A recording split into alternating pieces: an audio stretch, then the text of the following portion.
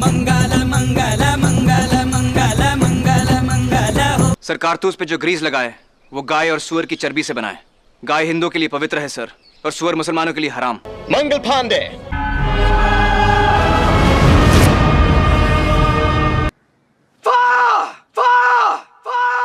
अरे हम तो सिर्फ अपना शरीर बेचते हैं सिपाही जी, तुम लोग तो अपनी आत्मा बेचते।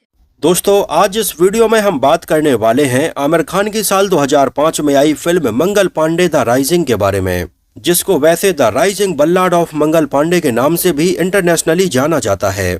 जो फिल्म आधारित है साल 1857 की क्रांति के ऊपर, जब साल 1857 में ब्रिटिश ईस्ट इंडिया कंपनी के खिलाफ पहली बार खुलकर विरोध करने वाले मंगल पांडे की जिंदगी के ऊपर। मंगल पांडे को आज भारत के पहले फ्रीडम फाइटर के तौर पर याद किया जाता है, जिन्होंने पहली बार खुलकर आजादी के लिए अंग्रेजों के खिलाफ अपनी आवाज उठाई और सरेआम उन्होंने ब्रिटिश ईस्ट इंडिया कंपनी का विद्रोह कर दिया था। और ये 1857 की क्रांति में एक चिंगारी बनकर सामने आई, जिसने पूरे देश में उस समय बिल्कुल एक अलग ही क्रांति ला दी थी। और उस समय माहौल ऐसा हो गया था कि लोगों को ये लगने लगा था कि अब इंडिया बहुत जल्द आजाद हो जाएगा। लेकिन उस समय कई चीजें ऐसी हुई कि मंगल पांडे के द्वारा शुरू की गई ये क्रांति बहुत ज्यादा नहीं फैल पाई और अंग्रेजों ने इसे दबा दिया था। इसकी एक वजह ये भी थी कि जिस तय समय पर मंगल पांडे को फांसी दी जानी थी, उसके 10 दिन पहले ही उन्हें फांसी दे दी गई थी। सिपाही 34वीं रेजिमेंट मुकाम बारकपुर, तुम्हें ईस्ट इंडिया कंपनी की फौज में बगावत और सरकार के खिलाफ साजिश करने के जुर्म में मुजरिम करार दिया गया है। वक्त आ गया है अपना वचन निभाने का, वक्त आ गया है मारने या मर जाने का। अल्लाह बोल। और उस समय देश भर से क्रांतिकारी इकट्ठे हो पाते और ये चिंगारी एक भयानक आग का रूप लेती कि अंग्रेजों ने इसके पहले ही इसे शांत कर दिया था। Film Mangal Pandey the Rising में मंगल पांडे की जिंदगी के कई पहलू दिखाने की कोशिश की गई है, लेकिन सच्चाई ये है कि फिल्म में दिखाए गए कई सीन तो बिल्कुल पूरी तरह से गलत हैं, लेकिन कई सीन बिल्कुल पूरे सही हैं। तो आखिर ये कौन से सीन थे और मंगल पांडे की जिंदगी से जुड़े हुए कौन से पहलू हमें फिल्म में देखने के लिए नहीं मिले हैं? कैसे भारत के पहले फ्रीडम फाइटर की लाइफ के ऊपर ये फिल्म बनने में 17 साल से भी ज्यादा का समय लग गया था, जहां पहले फिल्म में अमिताभ बच्चन और बाद में संजय दत्त मंगल पांडे का ये रोल निभाने वाले थे। लेकिन बाद में कैसे ये फिल्म आमिर खान के हिस्से में आई, और जो आमिर खान पहले शाहरुख खान की फिल्म अशोका को लेकर उन्हें क्रिटिसाइज कर रहे थे, जिस आमिर खान का उस समय ये कहना था कि शाहरुख खान की फिल्म अशोका में हिस्टोरिकल इवेंट के साथ में बहुत छेड़खानी की गई है और ये उन्हें पसंद नहीं आई है। इसके बाद भी आगे चलकर आमिर खान ने शाहरुख खान की एक बेहतरीन फिल्म देवदास को भी क्रिटिसाइज किया था और कहा था कि ये फिल्म भी उन्हें कुछ खास पसंद नहीं आई है। उन्हीं आमिर खान के द्वारा बनाई गई फिल्म मंगल पांडे को आखिर क्यों लोगों ने क्रिटिसाइज किया और फिल्म को वो सराहना नहीं मिल पाई जो ये फिल्म डिजर्व करती थी? तो आखिर क्यों फिल्म को उस समय क्रिटिक्स ने बहुत ज्यादा क्रिटिसाइज किया था और आमिर खान इसको बनाने में कहाँ चूक गए थे? तो इस वीडियो में हम आपको फिल्म के बारे में तो बताएंगे ही बताएंगे, लेकिन मंगल पांडे के बारे में भी आपको कई रियल बातें बताएंगे। कैसे उस समय मंगल पांडे के नाम से पूरी ब्रिटिश ईस्ट इंडिया कंपनी डरने लगी थी और उनके सरनेम पांडे को अंग्रेज उसको विद्रोह मानने लगे थे। और उस समय अगर कोई भी सेना में पांडे या पांडी वर्ड बोलता तो उसको अंग्रेज विद्रोह मानते थे। और उस समय वाकई में मंगल पांडे के द्वारा शुरू की गई इस क्रांति के बाद ब्रिटिश ईस्ट इंडिया कंपनी को ये लगने लगा था कि अगर सारे भारतीय एकजुट होकर उनसे लड़ेंगे तो उन्हें भारत छोड़कर तुरंत जाना पड़ेगा, क्योंकि उस समय अंग्रेजों ने एक ब्राह्मण सोल्जर की सनक को देख लिया था जिसने अपने धर्म के लिए अपनी जान देना स्वीकार किया। और उस समय अंग्रेजों को यह अंदाजा हो गया था कि अगर एक मंगल पांडे अपने धर्म के लिए अपनी जान दे सकता है तो ऐसे हजारों और लाखों लोग हैं। इस वजह से अगर उन्हें भारत में लंबे समय तक राज करना है तो भारत के लोगों को धर्म और जाति में उन्हें बांटना ही पड़ेगा। और अंग्रेज उस समय ये बात भारत को छोड़ते छोड़ते टाइम पर भी कर गए, जब उस समय 1947 में उन्होंने भारत के 2 टुकड़े कर दिए और एक बना भारत और दूसरा बना पाकिस्तान। और उस समय देश को आजाद करते टाइम पर भी ये अंग्रेजों की रणनीति थी कि वो देश तो आजाद कर देंगे लेकिन इसके 2 टुकड़े करके जाएंगे, जिससे ये दोनों ही देश एक दूसरे से हमेशा हमेशा के लिए लड़ते रहेंगे और ज्यादा तरक्की नहीं कर पाएंगे। खैर, मैं शायद कुछ ज्यादा ही भावनाओं में बह गया। चलिए फिल्म के बारे में बात करते हैं। मंगल पांडे द राइजिंग रिलीज होती है साल 2005 में इंडिपेंडेंस डे के मौके पर 12 अगस्त को। उस समय मंगल पांडे के अगले ही हफ्ते यानी कि 19 अगस्त को बॉबी देओल, प्रियंका चोपड़ा और बिपाशा बासु की फिल्म रिलीज हुई थी बरसात। और मंगल पांडे के 2 हफ्ते बाद सलमान खान की फिल्म नो एंट्री और श्रेयस तलपड़े की फिल्म इकबाल रिलीज हुई थी। मंगल पांडे की ये पूरी कहानी तैयार की थी एक Indian British writer Farooq Dhondi ने, जिन्होंने पूरी कहानी इंग्लिश में लिखी थी।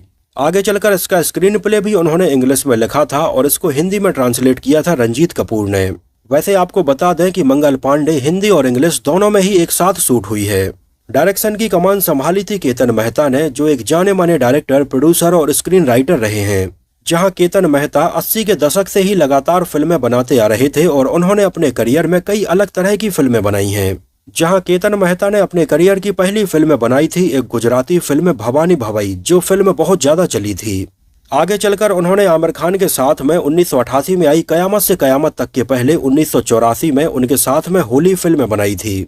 इसके अलावा उन्होंने हीरो हीरा लाल, माया मेम साहब, सरदार, ओ डार्लिंग ये है इंडिया और आर या पार जैसी कई फिल्में बनाई हैं। जहां मंगल पांडे के ऊपर ये फिल्म बनाने के पहले केतन मेहता ने सरदार वल्लभ भाई पटेल की जिंदगी के ऊपर फिल्म बनाई थी 1993 में सरदार के नाम से, जिसमें हमें परेश रावल नजर आए थे और इस फिल्म को नेशनल अवार्ड मिला था। और मंगल पांडे के बाद उन्होंने मांझी द माउंटेन मैन और रंगरसिया जैसी फिल्में बनाई हैं। इसमें हमें नजर आए थे आमिर खान, रानी मुखर्जी, अमीषा पटेल, किरण खेर, मुकेश तिवारी और शहबाज खान। इसके अलावा फिल्म में ब्रिटिश ईस्ट इंडिया कंपनी के ऑफिसर और सिपाही के तौर पर हमें ब्रिटेन के कई एक्टर्स भी नजर आए थे। जैसे इसमें आमिर खान के दोस्त कैप्टन विलियम गॉर्डन के रोल में हमें टॉबी स्टीफेंस नजर आए थे, जो ब्रिटेन के रहने वाले हैं। इसके अलावा कैप्टन ह्यूसन के रोल में हमें बेन नीलोन भी नजर आए थे, जिनको आपने इसके पहले आमिर खान के साथ में ही फिल्म लगान में भी देखा होगा। इसके अलावा हमें कई और ऐसे ब्रिटेन के एक्टर्स नजर आए थे और फिल्म का म्यूजिक कंपोज किया था AR रहमान ने। जहां इसके म्यूजिक एल्बम में गानों के सारे वर्जन्स को मिलाकर टोटल 8 गाने रखे गए थे, लेकिन उस समय फिल्म के गाने उतने ज्यादा पॉपुलर नहीं हो पाए थे। केवल फिल्म का टाइटल सॉन्ग मंगल मंगल बहुत ज्यादा पॉपुलर हुआ था और इसके म्यूजिक एल्बम में मंगल मंगल गाने के टोटल 3 वर्जन रखे गए थे। इसके अलावा और बाकी गाने थे ताके ताके, रसिया, मैं वारी वारी, होली रे और अल मदद मौला। हालांकि उस समय फिल्म के म्यूजिक को AR रहमान कंपोज कर रहे थे और लोगों को इसके म्यूजिक से बहुत ज्यादा उम्मीदें थीं, लेकिन ये म्यूजिक एल्बम AR रहमान के पिछले बाकी म्यूजिक एल्बम्स के जैसे लोगों की उम्मीदों पर खरा नहीं उतर पाया था। इन गानों के लिरिक्स लिखे थे जावेद अख्तर ने और गानों में आवाजें थीं कैलाश खेर, उदित नारायण, कविता कृष्णमूर्ति, रीना भारद्वाज, सुखविंदर सिंह, ऋचा शर्मा, बॉनी चक्रवर्ती और AR रहमान की। चलिए एक नजर डालते हैं इसके बजट और बॉक्स ऑफिस कलेक्शन के ऊपर। तो उस समय film Mangal Pandey the Rising एक मच अवेटेड फिल्म थी, क्योंकि इसमें आमिर खान हमें अपनी साल 2001 में आई फिल्म लगान और दिल चाहता है कि लगभग 4 साल बाद नजर आने वाले थे। जहां ये फिल्म अपने अनाउंस होने के बाद से ही लोगों के बीच में लगातार चर्चा का विषय बनी रही और इसको भारी भरकम बजट में बनाया गया था। जहां इसका टोटल बजट रखा गया था लगभग 37 करोड़ रुपए और उस समय फिल्म ने इंडिया में कलेक्शन किया था लगभग 27 करोड़ 86 लाख रुपए और वर्ल्ड वाइड में इसने लगभग 53 करोड़ रुपए का कलेक्शन किया था। और इसके कलेक्शन को देखते हुए ये उस समय एक फ्लॉप फिल्म रही थी। जहां आमिर खान जैसे सुपरस्टार के होने के बावजूद भी ये फिल्म इंडिया से अपने बजट को भी रिकवर नहीं कर पाई थी। फिल्म को उस समय लगभग 675 स्क्रीन्स पर रिलीज किया गया था और ये फिल्म सिनेमा हॉल में देखने के लिए लगभग 83,36,000 लोग आए थे।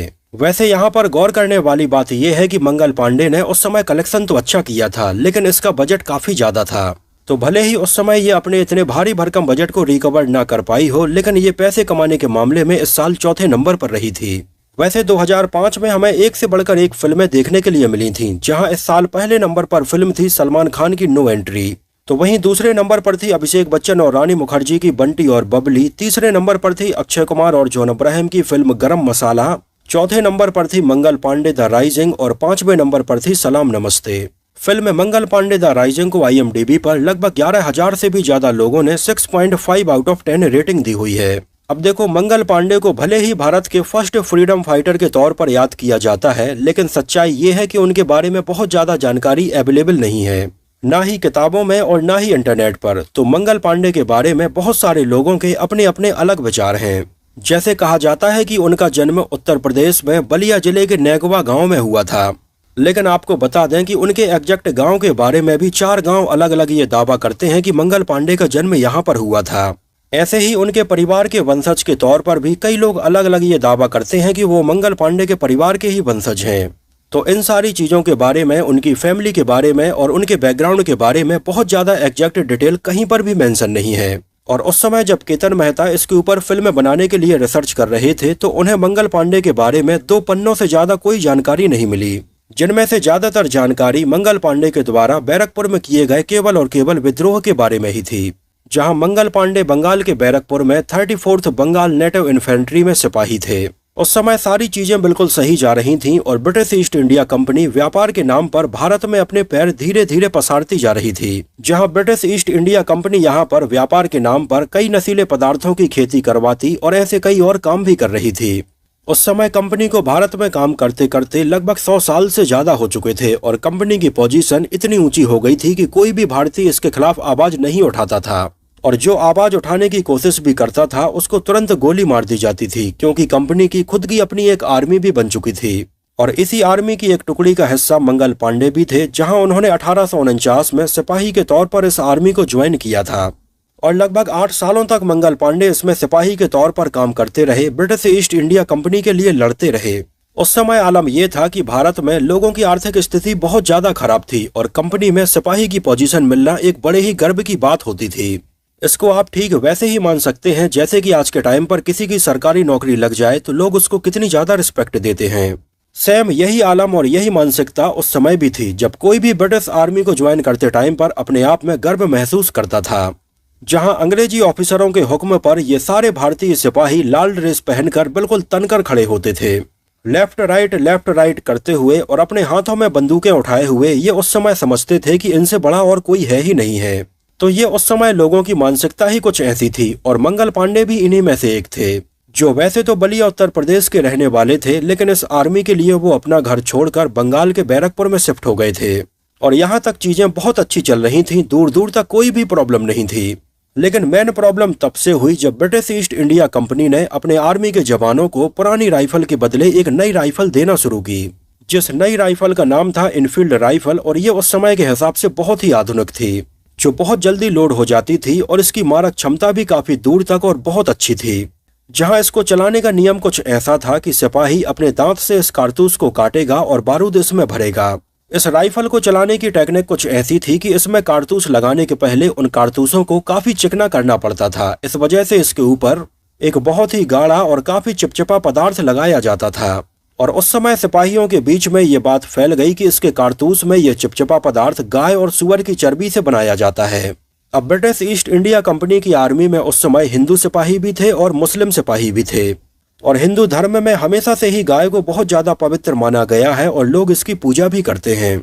और मुस्लिमों की अगर बात करें तो गाय को वो एक जानवर के जैसे ही देखते हैं, लेकिन वो लोग सुअरों को बहुत ज्यादा अशुद्ध मानते हैं। तो उस समय जब बिल्कुल आग की तरह ये बात फैल गई कि इन नए कारतूसों में गाय और सुअर की चर्बी का यूज हो रहा है, तो बस यहीं से हिंदू सिपाही और मुस्लिम सिपाही इन दोनों के दिमाग में ये बात थी कि अगर इन कारतूसों को वो अपने मुंह से खोलेंगे तो उनका धर्म भ्रष्ट हो जाएगा। और उस समय सिपाहियों ने अंग्रेजी सेना से इन कारतूसों को अपने मुंह से खोलने से मना कर दिया। हालांकि उस समय अंग्रेजी हुकूमत का इस बारे में यह कहना था कि इन कारतूसों में गाय और सुअर की चर्बी नहीं है। इन कारतूसों में ये जो चिपचिपा पदार्थ है वो और कुछ नहीं बल्कि ग्रीस है।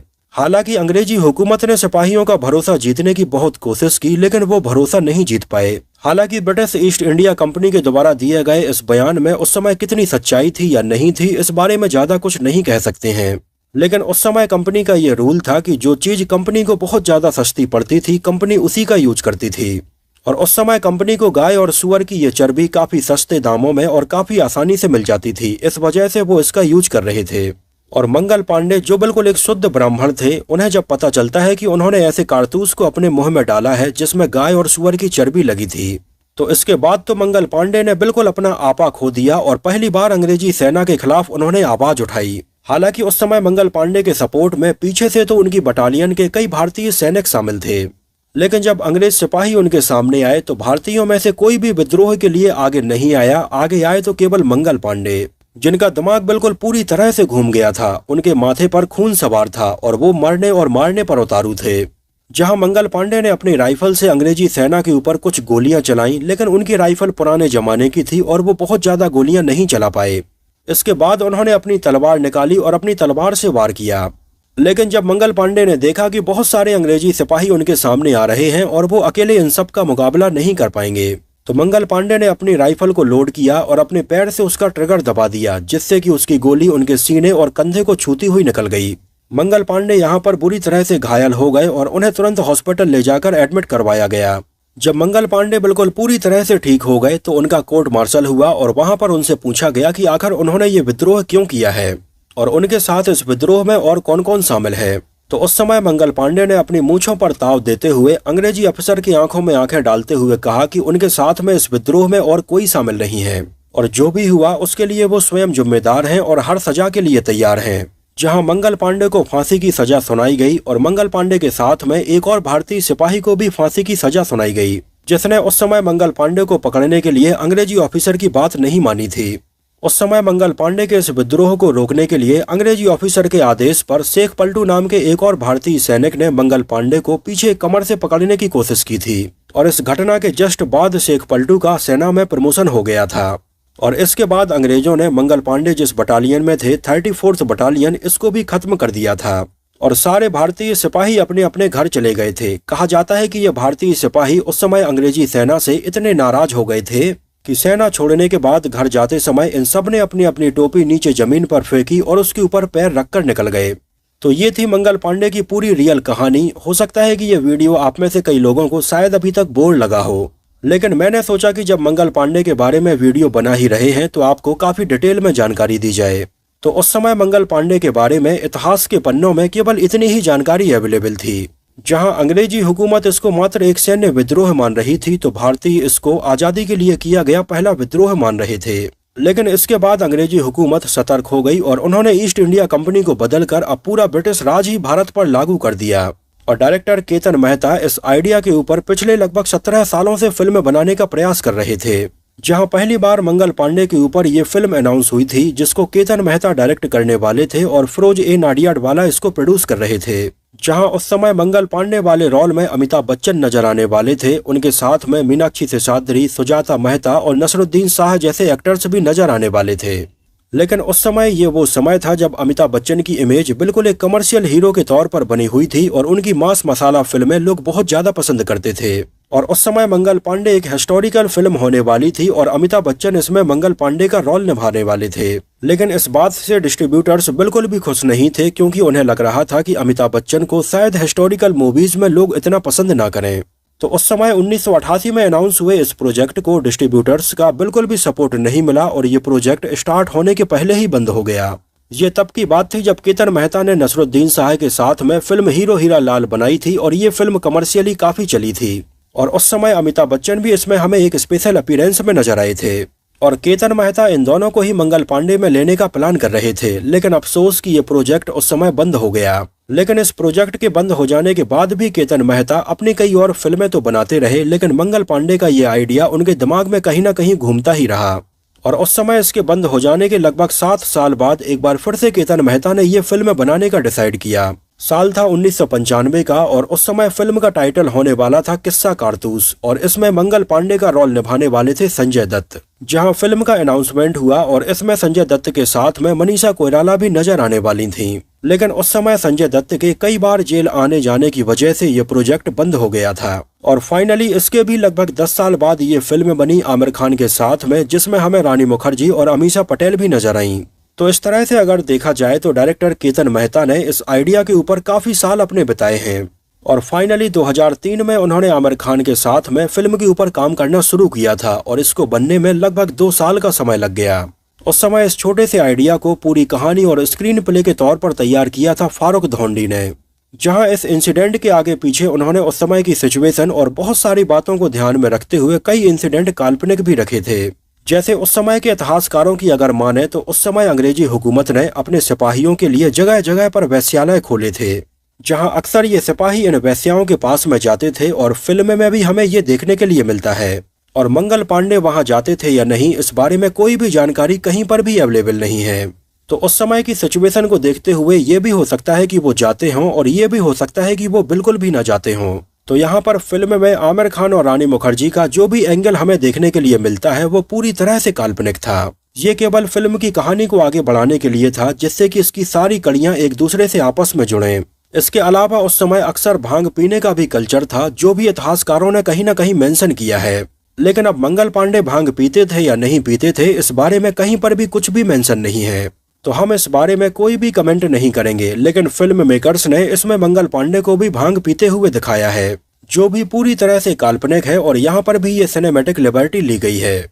यहाँ तक कि उस समय जब मंगल पांडे का कोर्ट मार्शल चल रहा था और उन्हें फांसी की सजा सुनाई जा रही थी, तब उस समय भी कई सिपाहियों का और अंग्रेजी हुकूमत का ये कहना था कि मंगल पांडे किसी तरह के पदार्थ के नशे में थे और वो नशीला पदार्थ भांग था। अब इस बारे में भी कितनी सच्चाई है या नहीं हम कुछ नहीं कह सकते हैं, लेकिन आपको बता दें कि इसमें मंगल पांडे को वेश्याओं के पास में जाते हुए दिखाया गया है और भांग पीते हुए दिखाया गया है। और उस समय फिल्म में रखे गए इन सारे सीन्स को लेकर देश भर में लोगों ने फिल्म का विरोध किया कि मंगल पांडे जैसे पहले फ्रीडम फाइटर को फिल्म मेकर्स इस तरह से दिखा रहे हैं जिसके बारे में उनके पास में कोई भी साक्ष्य नहीं है। और ये बात सच है कि मंगल पांडे के बारे में इस बारे में कोई भी जानकारी कहीं पर भी नहीं है, लेकिन फिर भी फिल्म मेकर्स ने ये सारे सीन इसमें रखे थे।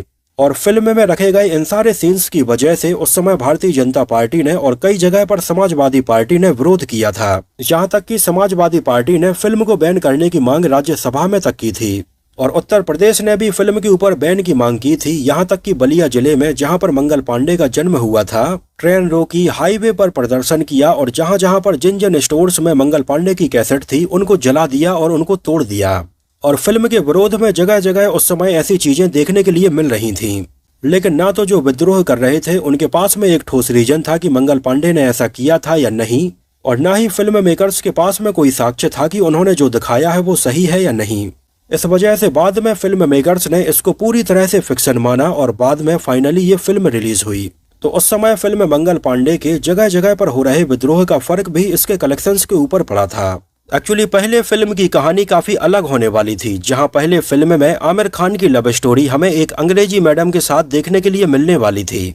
लेकिन जब आमिर खान ने ये कहानी पढ़ी तो उन्होंने फिल्म मेकर्स को ये सजेस्ट किया कि इसमें लव स्टोरी अंग्रेजी मैडम के साथ नहीं बल्कि किसी इंडियन लड़की के साथ में दिखाई जानी चाहिए, जिससे लोग बहुत अच्छे से कनेक्ट कर पाएंगे। तो बाद में इसकी कहानी और इसके किरदारों को बदलकर इसमें वैश्या हीरा का ये किरदार रखा गया था, जो फिल्म में फाइनली रानी मुखर्जी ने निभाया था। वैसे आपको बता दें कि फिल्म में सबसे पहले लीड एक्ट्रेस के तौर पर ऐश्वर्या राय को साइन किया गया था, जो पहले फिल्म में एक सती महिला ज्वाला का किरदार निभाने वाली थी। लेकिन आगे चलकर कुछ क्रिएटिव डिफरेंस की वजह से ऐश्वर्या राय ने ये फिल्म छोड़ दी थी।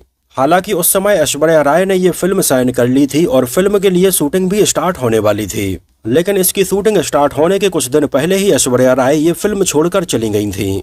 हालांकि आगे चलकर कई बार जब ऐश्वर्या राय से ये पूछा गया कि उन्होंने आखिर ये फिल्म क्यों छोड़ी थी, तो उन्होंने जवाब दिया कि वो ये फिल्म करने वाली थी, लेकिन फिल्म की शूटिंग स्टार्ट होने के एक दिन पहले भी इसके मेकर्स इस रोल के बारे में बिल्कुल भी क्लियर नहीं थे। तो वहीं उस समय न्यूज़पेपर्स में और मैगजीन में आने वाली खबरों में ये छापा गया कि ऐश्वर्या राय के मैनेजर और फिल्म के मेकर्स के बीच में ऐश्वर्या राय की फीस को लेकर प्रॉब्लम हुई। इस वजह से ऐश्वर्या राय ने ये फिल्म छोड़ दी थी। हालांकि इस बारे में ऐश्वर्या राय ने आगे चलकर ये कहा कि इसके मेकर्स कई बार ऐश्वर्या राय से इसके लिए माफी भी मांगते रहे। खैर, ऐश्वर्या राय के फिल्म से बाहर हो जाने के बाद में ये फिल्म ऑफर हुई रानी मुखर्जी को, जहां रानी मुखर्जी को फिल्म में दोनों ही रोल ऑफर किए गए थे कि या तो वो फिल्म में एक वैश्या का रोल निभा सकती हैं या फिर सती महिला का रोल निभा सकती हैं। हालांकि इस समय तक भी स्क्रिप्ट में जो वैश्या वाला रोल है वो बहुत ज्यादा बड़ा नहीं था, वो बस स्पेशल अपीयरेंस होने वाला था।